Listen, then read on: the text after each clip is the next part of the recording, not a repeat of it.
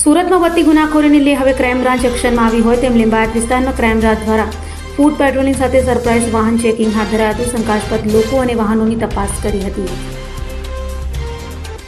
સુરત શહેરમાં વધતી ગુનાખોરી અને અસામાજિક તત્વો પર લગામ લગાવવા માટે ક્રાઇમ બ્રાન્ચ મેદાને ઉતરી છે. સુરત ક્રાઇમ બ્રાન્ચ દ્વારા લિંબાયત વિસ્તારમાં ખાસ કોમ્બિંગ ઓપરેશન હાથ ધરવામાં આવ્યું હતું, જેમાં પોલીસ અધિકારીઓ અને સ્ટાફ દ્વારા મુખ્ય માર્ગો તેમજ સંવેદનશીલ વિસ્તારોમાં ફૂડ પેટ્રોલિંગ કરવામાં આવ્યું હતું.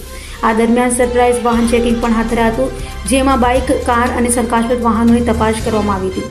વાહનના દસ્તાવેજો, નંબર પ્લેટ તેમજ વાહનમાં રહેલા લોકોની પૂછપરછ પણ કરવામાં આવી હતી. ક્રાઇમ બ્રાન્ચની આ કામગીરીથી વિસ્તારમાં પોલીસ પ્રત્યે લોકોમાં સુરક્ષાની લાગણી જોવા મળી હતી, સાથે જ અસામાજિક તત્વોમાં ફફડાટ ફેલાયો હતો. પોલીસ દ્વારા આગામી દિવસોમાં પણ આવા ચેકિંગ અને પેટ્રોલિંગ વધુ કડક બનાવવાની તૈયારી દર્શાવવામાં આવી છે.